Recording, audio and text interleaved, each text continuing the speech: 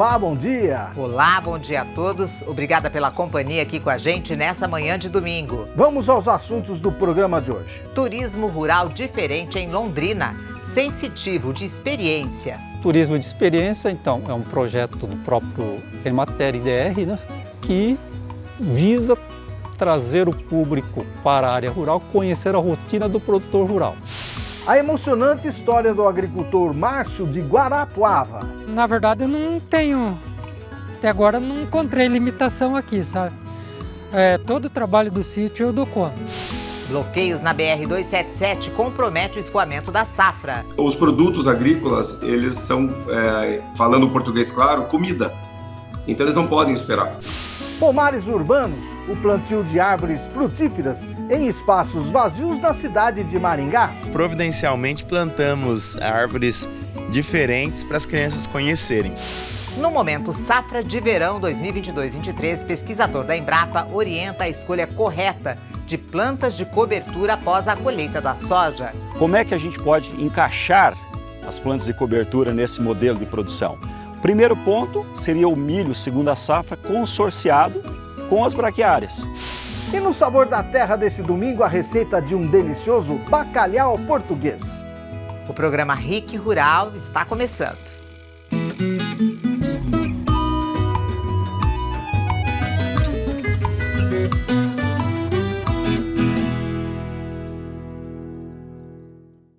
Bom, vamos começar o programa de hoje conhecendo o turismo rural diferente. Em Londrina, encontramos o Gilo, que aposta no turismo sensitivo de experiência. Vamos ver como é isso. O engenheiro eletricista Gilo Yamazaki começa a preparar sua despedida da rotina agitada que a profissão sempre exigiu para se dedicar a dias mais tranquilos numa atividade ainda mais calma e cercada de bons fluidos. O sítio Yamazaki, localizado no distrito Varta, em Londrina, pertence à família há 30 anos e já é quase o novo endereço fixo do Gilo. Nos pouco mais de um alqueire da propriedade, o Gilo começou a explorar um turismo rural diferente, o que ele chama de turismo de experiência, sensitivo. Turismo de experiência, então, é um projeto do próprio Emater IDR, né, que visa trazer o público para a área rural, conhecer a rotina do produtor rural.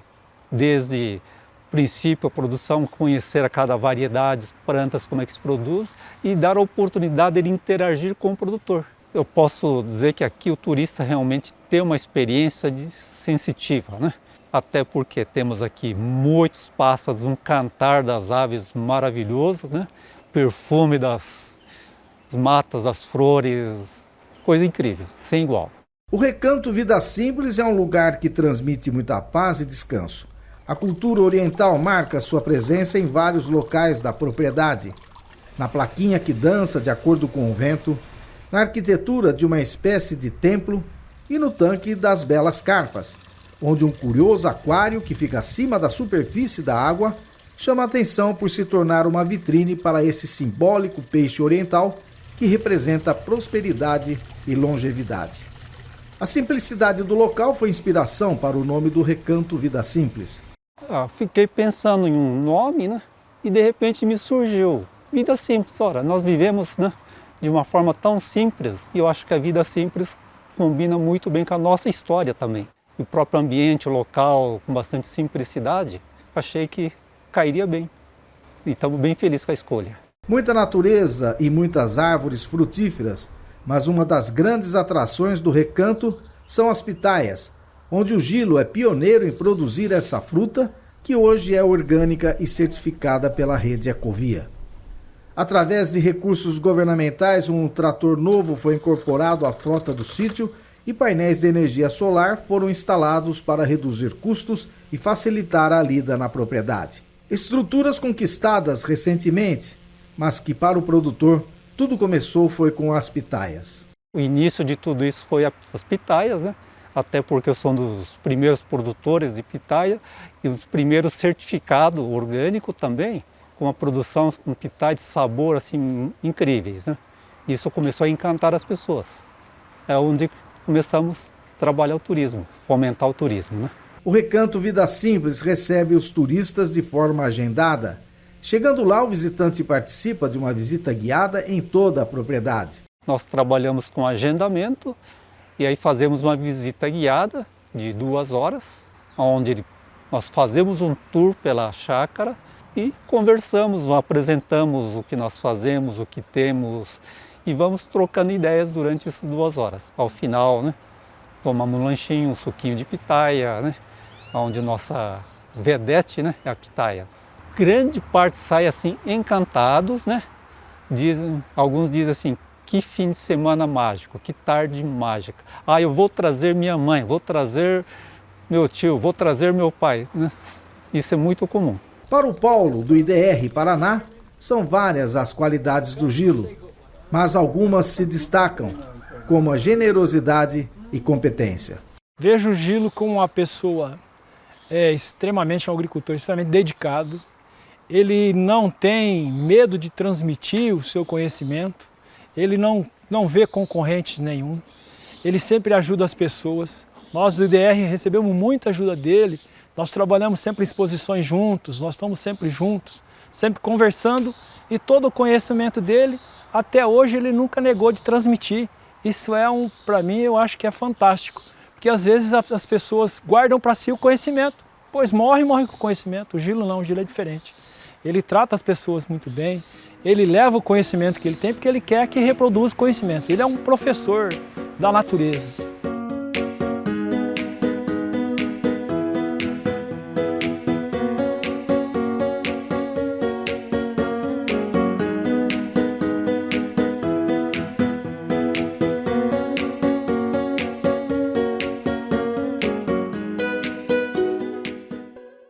Bom, e você vai ver agora uma história de vida e superação que faz a gente se emocionar e se motivar a enfrentar a vida e seus obstáculos. Veja por quê. O produtor rural Márcio de Oliveira começa seu dia fazendo fogo no fogão a lenha para seu café da manhã, ordenhando as vacas e cortando lenha para garantir fogo para as próximas refeições do dia que se inicia. Até aí nada de anormal no dia a dia em uma pequena propriedade rural, não é verdade? Mas no sítio São Mateus, de apenas 2 alqueires, um detalhe faz essa pequena área se tornar gigante quando falamos de superação, determinação e, por que não, de exemplo de vida. O Márcio é totalmente cego, perdeu a visão há 12 anos. Mas mesmo assim, realizou seu sonho de garoto em ter um sítio e trabalhar nele. Eu morava na cidade, eu sou nascido na cidade e sempre morei na cidade. Mas, devido à minha condição, então nunca tive muita oportunidade de trabalho. O que sobrou para mim foi o serviço braçal. E justo foi na extração de madeira, a retirada de madeira da floresta. E daí eu comecei a pegar gosto pela área rural, vendo aquelas áreas bonitas, os lugares muito bonitos que a gente ia retirar madeira e tal, aquelas propriedades. E eu imaginava se um dia eu poderia ter uma. E assim fui trabalhando, tendo outras oportunidades, ganhar um pouquinho mais, onde que eu consegui fazer alguma economia e até chegar à realização do sonho, né? Uma vida normal para um trabalhador especial que diz não encontrar limitações no que faz. Na verdade, eu não tenho, até agora não encontrei limitação aqui, sabe? Todo o trabalho do sítio eu dou conta. Desde, então, começar levantando cedo, eu mesmo faço o fogo no fogão a lenha, fervo a água, fervo o leite, passo o café e aí pego o meu balde e já dirijo lá para a sala de ordenho, para o barracão onde é que eu ordenho minhas vacas. Minhas vacas já são meio adestradas, vou chamando por nome, elas já vão vindo ali, eu vou pondo comida, eu mesmo. Faço a ordenha, solto elas no pasto e aí vou cortar uma lenha, trago o leite aqui para dentro, corto lenha. E assim vou trabalhando. Depois tem outros serviços, vou fazer piquete para as vacas, que é separar a pastagem e tal, limpar a pastagem também, abrir algum dreno d'água e assim vai seguindo o dia.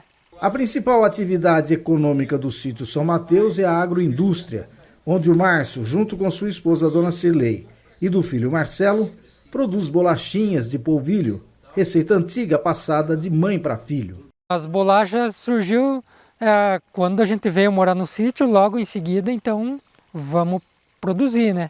E é receita antiga, já que acompanha a família já de muitos anos.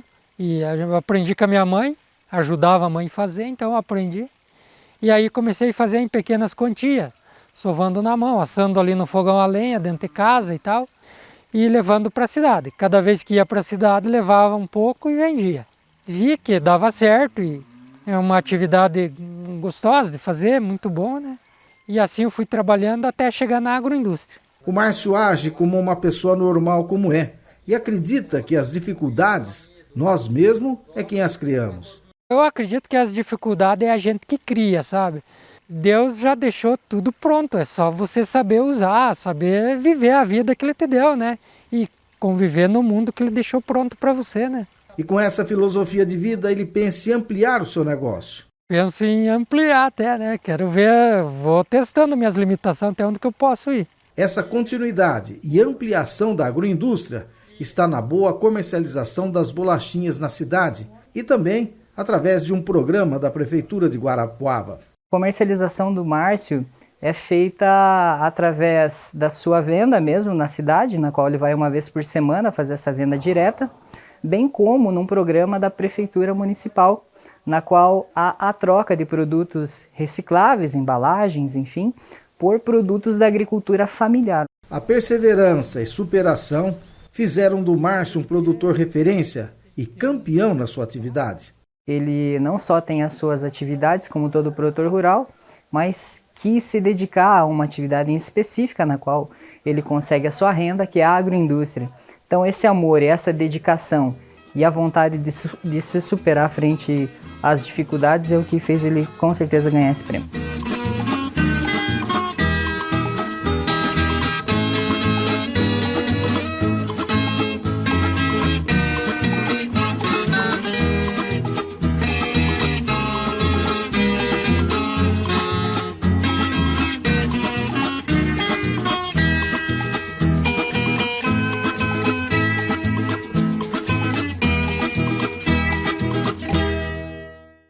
Que bacana, né, Sérgio? Muito legal.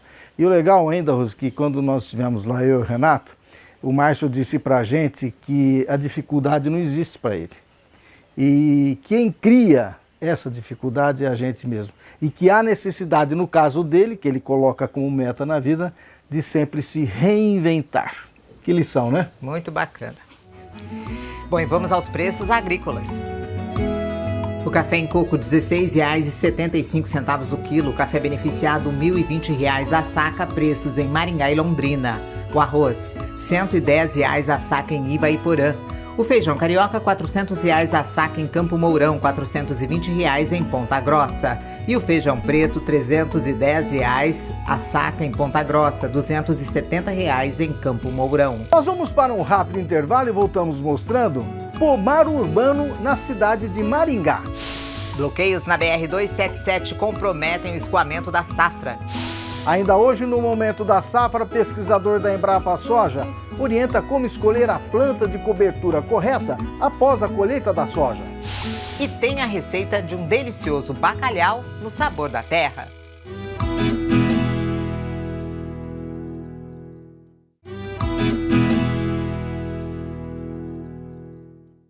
Estamos de volta e agora vamos mostrar que em Maringá tem o projeto Pomar Urbano. Pois é, o objetivo é plantar mais árvores frutíferas em espaços vazios da cidade, envolvendo a comunidade na criação desses pomares. A reportagem é de Mariana Loturco. Quem compra as frutas assim, já embaladas, até esquece que um dia elas estiveram aí, no pé. E nem sempre elas vêm lá da zona rural, distante de nós. No meio da cidade, em meio aos carros, vemos várias espécies. Nesse canteiro, no centro de Maringá, lá estão alguns pés de fruta. Tem limão, goiaba e até romã.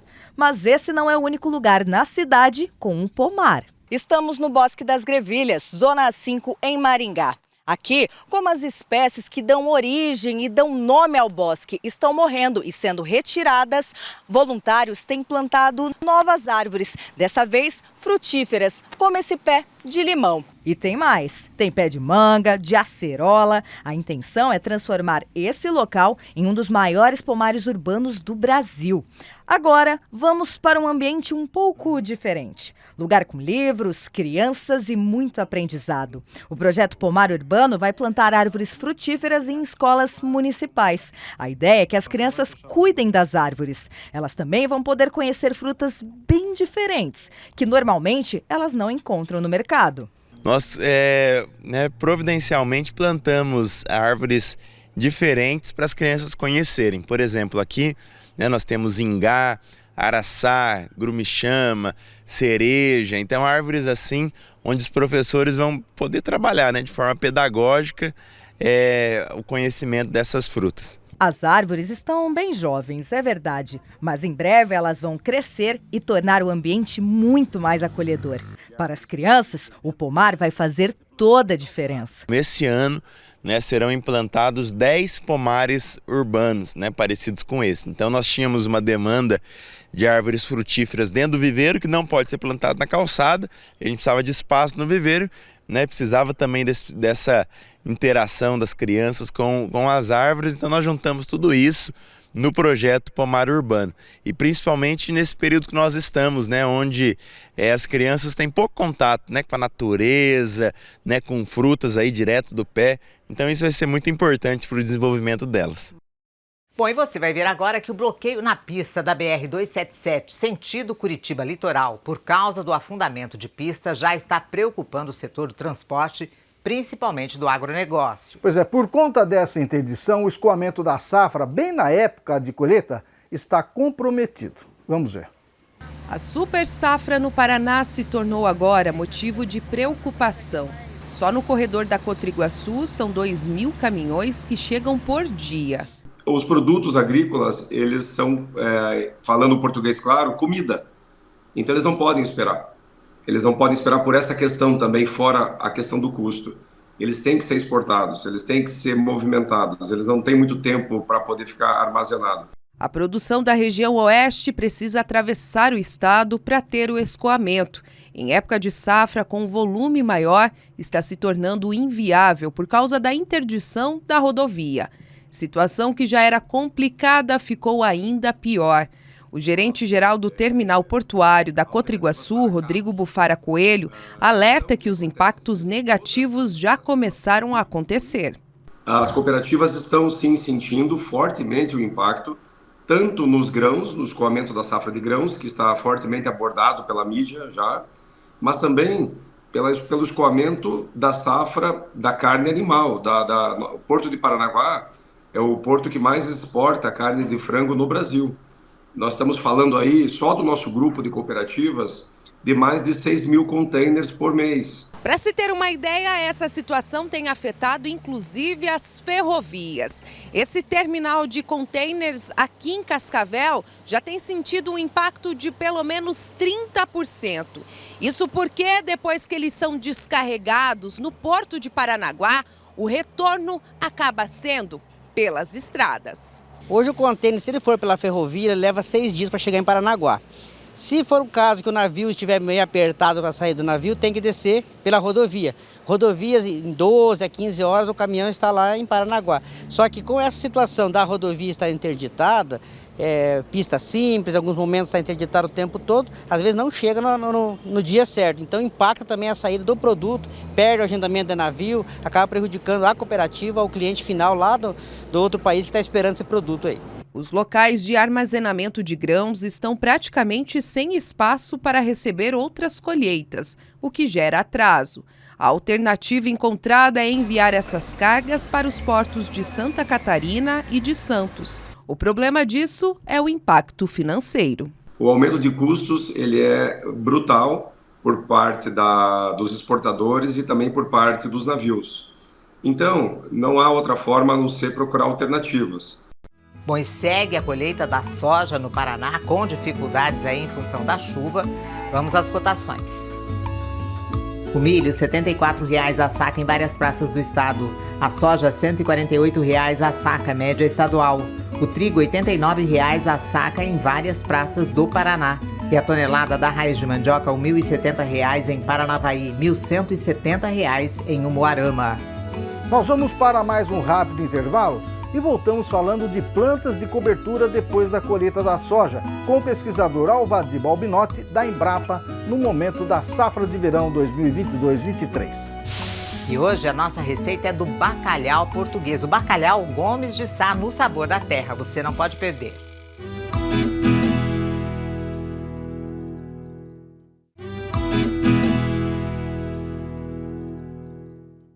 Bom, gente, estamos de volta e dando continuidade ao RIC Rural de hoje. Você acompanha agora o Momento Safra de Verão 2022-23. RIC Rural, no momento da safra de verão 2022-2023. Momento Safra de Verão 2022-23, novamente aqui na Embrapa Soja de Londrina, tratando de mais um assunto. Agora, no final do ciclo dessa safra de soja, nós vamos falar sobre plantas de cobertura. O produtor já retirou a sua soja, outros ainda vão retirar, mas está na hora de pensar em que planta colocar com milho ou mais alguma outra planta para tratar bem do seu perfil do solo e manter aí uma produtividade dentro do que a técnica ideal exige. Eu estou aqui com o Alvadi Balbinotti, pesquisador da Embrapa Soja. Ele é especialista em manejo do solo e na cultura da soja. Balbinotti, qual seria essa contribuição, então, de plantas de cobertura no sistema de produção? As plantas de cobertura têm uma contribuição muito significativa para os sistemas de produção de grãos que predominam, no Brasil na agricultura. Nós podemos dividir em dois grandes pilares de contribuições. O primeiro diz respeito à melhoria da qualidade integral do solo, dos atributos físicos, químicos e biológicos. E, logicamente, isso se reflete na conservação do solo, uma vez que o processo erosivo sempre é uma preocupação dos agricultores. Então, as plantas de cobertura, em geral, têm uma ótima capacidade de produção de raízes e também de biomassa de parte aérea. Essa produção de raízes e parte aérea ajuda muito, primeiro, na questão da qualidade física do solo, na agregação do solo, possibilitando adequada infiltração de água e adequada entrada de oxigênio no solo. Então, mantém um solo vivo fisicamente. Além disso, essa grande produção de biomassa aérea e também de raízes possibilita a incorporação de carbono dentro do solo. E carbono é o alimento da fauna, da microbiologia do solo. Então, sem carbono não existe vida no solo. E as plantas de cobertura, então, permitem esse grande aporte de carbono.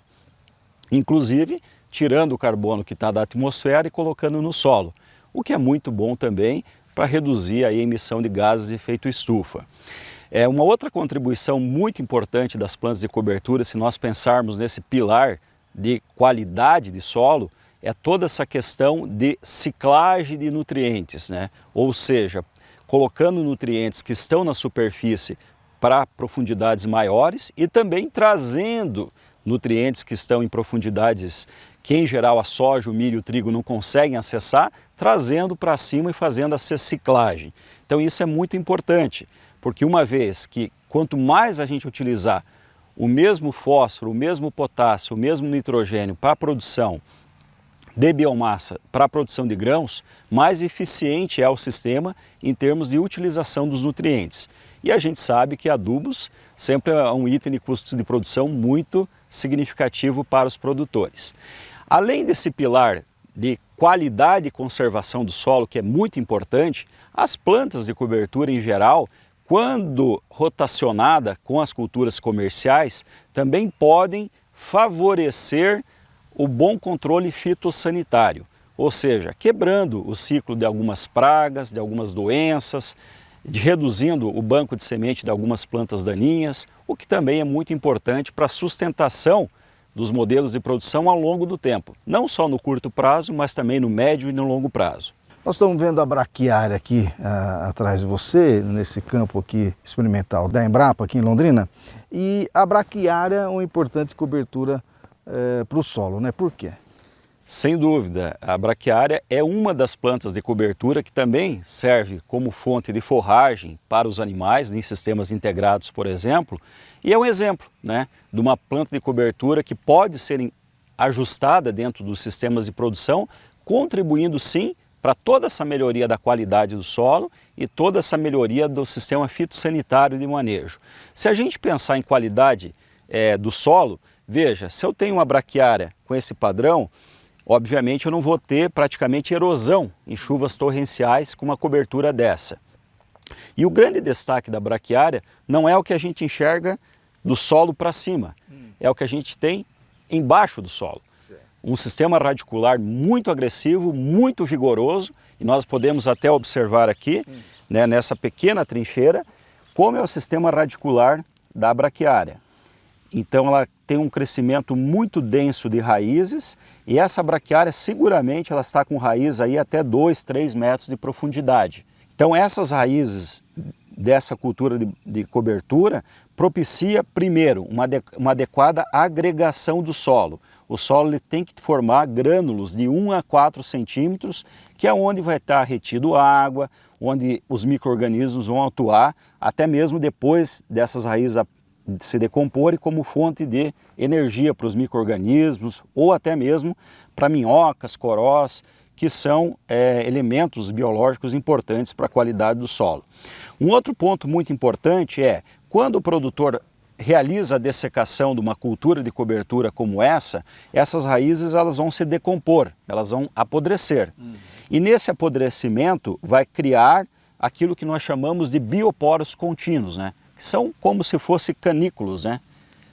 Para facilitar a infiltração de água, a entrada de oxigênio e até mesmo acelerar esse perfil de descida do efeito do calcário, que muitas vezes o produtor aplica em superfície no sistema plantio direto. Então isso são alguns exemplos, né, da contribuição das raízes de plantas de cobertura sobre o solo. Nós temos experimentos aqui na Embrapa Soja que mostram que a contribuição das raízes de uma cultura de cobertura de braquiária para a produtividade da soja é até mais significativo do que o benefício da parte aérea, da palhada, que também é super importante, mas as raízes têm um efeito muito grande aí sobre a qualidade física, química e biológica do solo em sistema plantio direto. E agora em larga escala, qual é a orientação para aquele produtor que tem uma grande área? Esse é um ponto bastante importante. Como nós podemos fazer uso desse rol de culturas de cobertura nos sistemas de produção dos produtores? Então, se nós pegarmos, por exemplo, o sistema de produção mais importante do Paraná, que é o soja, milho, segunda safra, como é que a gente pode encaixar as plantas de cobertura nesse modelo de produção?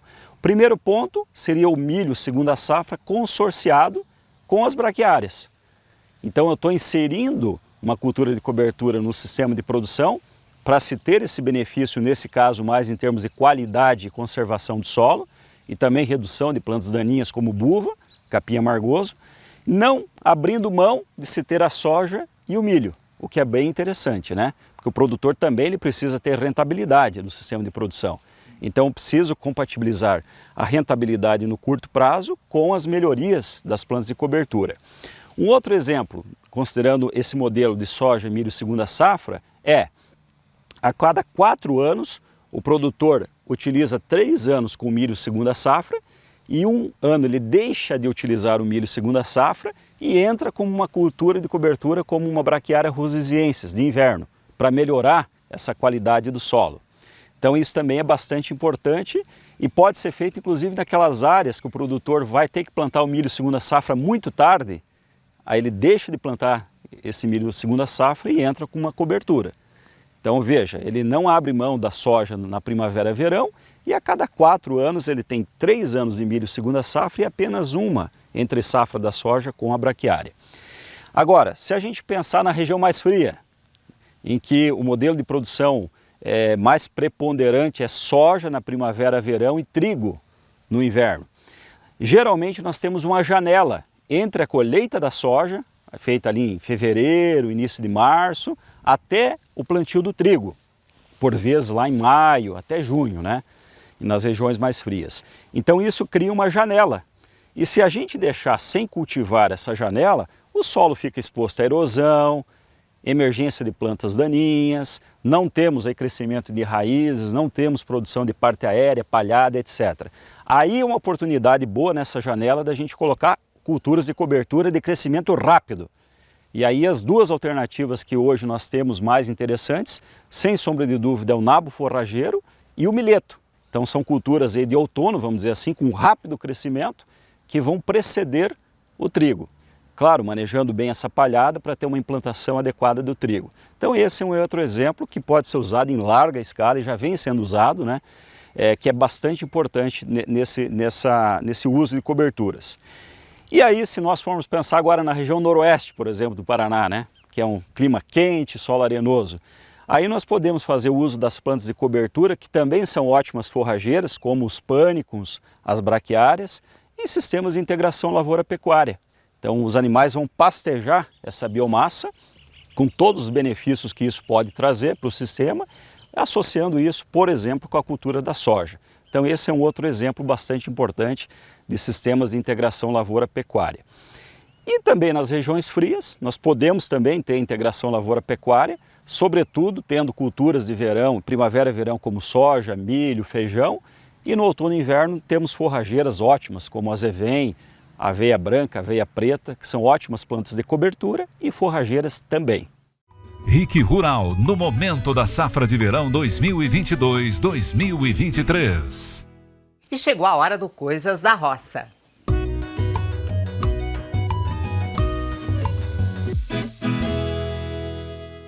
Iniciamos o quadro de hoje com a foto enviada pela Regina Marques de Tapejara. Ela nos disse que esse é um dos moranguinhos que ela já colheu no quintal da casa dela.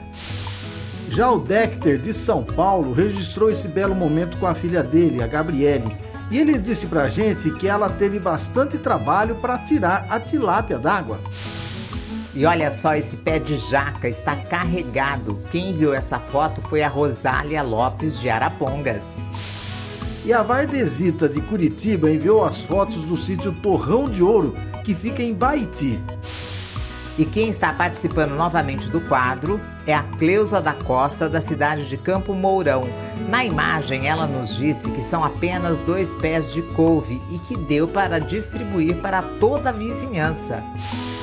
Já a Arlete Fiore de Biporã enviou as fotos do jardim que ela cultiva com muito carinho no quintal da casa dela. Também de Biporã, a Fátima Aparecida registrou essa bela imagem do Lago Beltrão. E o Marlon Nascimento de São José dos Pinhais contou pra gente que é biólogo e estudante de medicina e enviou esse vídeo do gafanhoto verde que apareceu na casa dele. A Leni e o Leônidas assistem ao programa todos os domingos e registraram um pé de Ora Pronobis no quintal da casa deles, em Curitiba. E quem também é da cidade de Curitiba é a Lucimara Antunes, que enviou pra gente o vídeo do pé de tomate que ela plantou em um vaso. Ela contou também que já colheu 8 tomates e ainda tem 3 para colher. O Nilson Siqueira, de Mato Preto, disse que tem 600 galinhas e retira, em média, 42 dúzias de ovos por dia.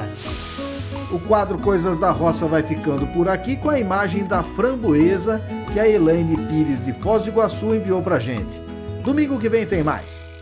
Participe do Coisas da Roça você também. Registre um momento bacana da área rural ou de uma imagem que você acha bonita e mande a sua foto ou vídeo para o nosso WhatsApp, que é 44 99855 8787. E lembrando de fazer o registro sempre com o celular deitado na horizontal, tá bom? Estamos esperando a sua participação. E vamos aos preços da carne no Paraná. O suíno, R$ 7,30 o quilo em Apucarana, R$ 7,60 o quilo do suíno em Maringá. Vaca gorda, R$ 245 a arroba em Cascavel, Londrina e Paranavaí. E o boi gordo, R$ 275 a arroba em Londrina, Cascavel e Umuarama.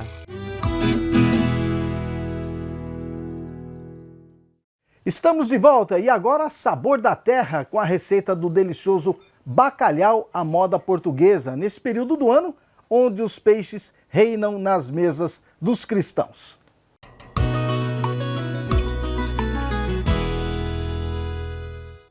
Bom, gente, mais uma receita especial nesse domingo. Estou aqui em Mandaguaçu com o Cleverton Estevanato, que vai preparar pra gente, olha só que delícia, um bacalhau. Como é que é esse bacalhau? Nós vamos fazer o bacalhau gomo de sá. Gomo de sá. Isso. Que ele é com batata, cebola, o bacalhau, azeitona e ovos. Tá, eu faço de forma diferente e o Cleverton aqui já me explicou que vai fazer de uma outra forma, né? Eu dou uma cozinhada no bacalhau, você disse que não precisa. Eu não gosto de cozinhar porque eu já cozinho todo mundo junto. Certo. Que daí a batata já vai pegando o sabor dele. E a cebola também você não frita no azeite antes? Também não. Também não. Cada um faz de um jeito, mas o do Cleverton dizem que é maravilhoso, né, Cleverton? É porque é todo junto, ele vai cozinhando e um passando sabor pro outro. Então tá bom. Qual que é o próximo passo agora? O primeiro passo é montar o prato, né? Tá. A gente vamos Esse bacalhau é o bacalhau já dessalgado, né? Já tá dessalgado. Vamos cortar o bacalhau e colocar as postas. Agora a gente vai intercalando ele com a batata.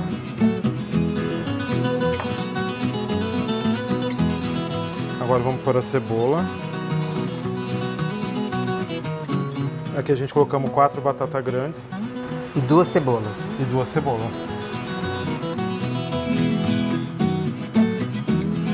Agora vamos jogar uns dentinhos de alho. E vamos dar uma corrigida no nosso sal. Aqui eu tô vendo que você deixou ele à mostra, né? Ele aparecendo. É assim mesmo? Isso, porque daí depois, na hora que a gente for finalizar ali com o cheiro verde e azeitona, você vê a batata, o cheiro verde, azeitona. E vê o bacalhau. E vê o bacalhau. Tá, o sal, você precisa pôr um pouco a mais, já que ele é dessalgado? É que esse que veio já pra gente é dessalgado, então ele vem praticamente sem sal nenhum. Agora, se a gente for dessalgar em casa, a gente tem que tomar cuidado para não pôr sal depois, porque às vezes, dependendo, ele continua salgado do mesmo jeito. Tá. Colocou o sal e agora? Agora a gente vamos jogar 200 ml de azeite.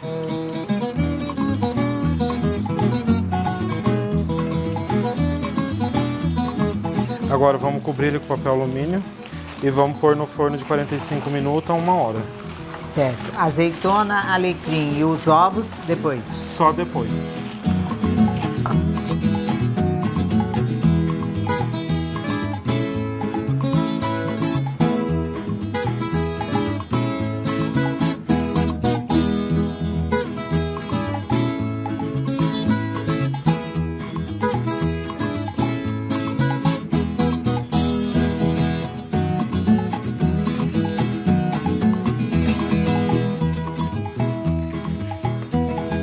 Agora vamos decorar ele com os ovos. Lembrando que esse é o Gomes de Sá, né? Isso. Cortando no meio para ele não quebrar, né, Clever? É porque se você quiser fatiar ele, você pode. Só que depende, você quebra o ovo todinho. Quer jogando o alecrim que nem você gosta, pode jogar no Rose. Ó, eu gosto do alecrim, né? Por isso que eu ponho. Porque daí, como ele tá quente, ele ainda vai... Ele vai só exalando o aroma dele.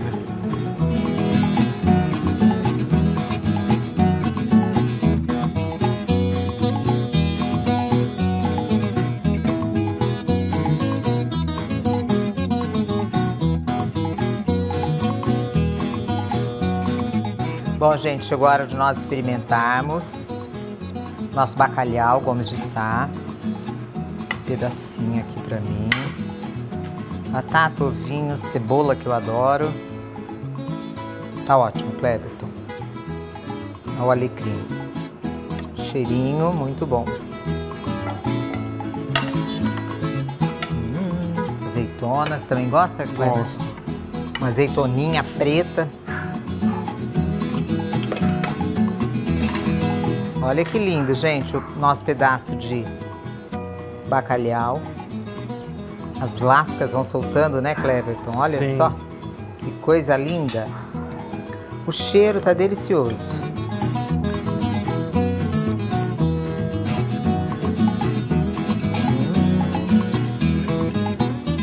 Nossa, que delícia. Fica bem tenro, né? Gente, que carne deliciosa. A batata.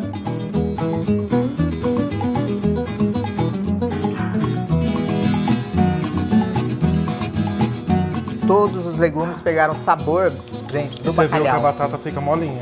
E ficou 45 minutos de forno. Super macia. Uma delícia. Nossa. Muito bom. Cleverton, obrigada. Obrigado você, Rose. Se você gostou, gente, entre lá no site, pega essa receita, prepara aí, ó. nesse período aí agora de quaresma, fora da quaresma também. Uma delícia, Cléber. Um prato, na verdade, você comeu o ano inteiro, né? E fácil de fazer, hein? Achei super fácil. E prático, porque você coloca tudo de uma vez dentro do forno. Pois é.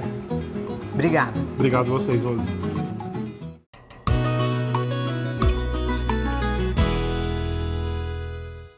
Que delicioso esse bacalhau, hein, Rose? Maravilhoso, gente. E muito fácil de fazer, né? Essa de cozinhar o bacalhau antes que nem você fazia, não vamos fazer mais de casa. Já vou fazer desse jeito, igual o Cleverton. Muito bom. Bom, e agora um recadinho da Zaeli. Todos do Brasil estão ligados no Produtos Zaeli. É isso mesmo. A Zaeli, que nasceu aqui no Paraná, agora está crescendo, conquistando novas fronteiras. Um orgulho para o Paraná e para o Brasil. Uma empresa 100% brasileira, com mais de 50 anos, dando muito orgulho para todos nós. Pois é, a Zaeli sempre cuidou muito da qualidade de seus produtos e de sua imagem, tornando-se uma tradição nacional em alimentos. Olha só quanta variedade de produtos: arroz, feijão, massas, farofas temperadas, achocolatados, azeitonas, molhos, ketchup, mistura para bolo e temperos. Tem muito mais. Experimente essas delícias com a marca Zaeli. Zaeli é a marca amiga da família brasileira. E a família brasileira pede Zaeli. Bom, as receitas e as reportagens mostradas no programa deste domingo você encontra no nosso canal no YouTube, youtube.com/RicRural. E se inscreva no nosso canal do YouTube e não se esqueça de clicar no sininho para ficar sempre atualizado, viu? E você que acompanha o Rick Rural no YouTube pode nos seguir também no nosso Instagram, Sérgio e Rose. E no Instagram do Rick Rural você acompanha notícias do agro e mais sobre o programa. Segue a gente lá também no @RicRural. E hoje tem Folia de Reis em Paranavaí, tradicional festa que já está na 39ª edição. A partir das 14 horas no Sesc Centro Esportivo de Paranavaí. Muita diversão programada que vai te encantar. Não deixe de ir hoje com a família na Folia de Reis, no Sesc de Paranavaí, que começa às 14 horas. Bom, hoje nós vamos ficando por aqui. Obrigada pela companhia e até o próximo programa, domingo que vem. Uma boa semana, gente. Até domingo que vem, 9 da manhã. Não perde o programa, não. Até lá. Até lá.